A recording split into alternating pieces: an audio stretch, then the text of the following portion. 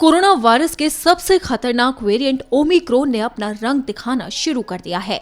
दक्षिण अफ्रीका से लेकर अमेरिका तक और भारत से लेकर जापान तक ओमिक्रॉन जमकर अपना कहर बरपा रहा है।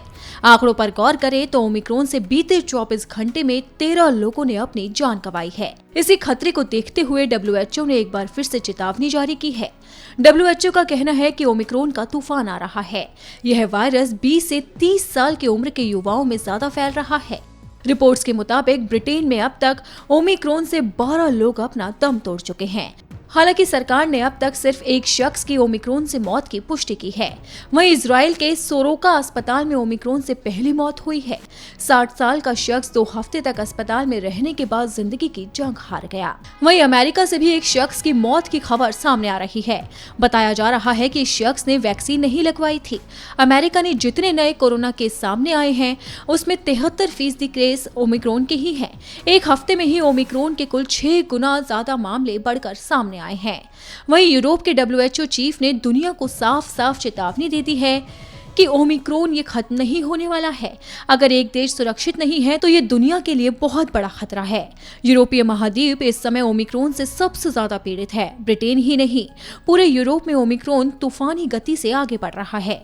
वहीं भारत की बात करें तो देश के 14 राज्यों में अब तक ओमिक्रॉन के 220 से ज्यादा मामले सामने आ चुके हैं।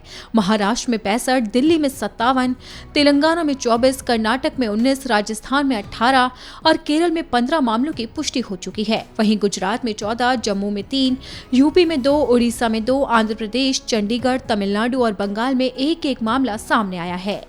ओमिक्रॉन के इसी खतरे को देखते हुए केंद्रीय स्वास्थ्य सचिव राजेश भूषण ने राज्यों को चिट्ठी लिखी है। उन्होंने अपनी चिट्ठी में लिखा है कि जांच में तेजी लाएं और वॉर रूम एक्टिव करें। जरूरत पड़े तो राज्य सरकार नाइट कर्फ्यू भी लगा सकती है। पत्र में ये भी कहा गया है कि डेल्टा की तुलना में ओमिक्रॉन 3 गुना ज्यादा तेजी से फैल रहा है। इसलिए सख्त नियम लागू कर शादी और अंतिम संस्कार में संख्या कम करने जैसी नीतियों को अपनाना होगा। जहां एक तरफ देश में ओमिक्रॉन के आंकड़े बढ़ते जा रहे हैं तो वहीं दूसरी तरफ कोरोना वायरस भी अपना कहर जमकर बरपा रहा है। भारत में पिछले 24 घंटे में कोरोना वायरस के 6,317 नए मामले सामने आए। इस दौरान 6,906 लोग कोरोना वायरस को मात देकर ठीक भी हुए, लेकिन 318 लोग कोरोना वायरस की वजह से जिंदगी की जंग हार गए। इन आंकड़ों से साफ है कि देश में ओमिक्रॉन और कोरोना वायरस के मामले तेज गति से आगे बढ़ रहे हैं, जो कि देश के लिए चिंता का सबब है। इसलिए केंद्र से लेकर राज्य सरकार तक लगातार लोगों को अलर्ट जारी कर रही है। केंद्र सरकार ने तो राज्य सरकारों को छूट भी दे दी है कि वो नियमों को सख्त कर सकती है। अब देखना होगा कि राज्य सरकारें क्या क्या पाबंदी लागू करती है।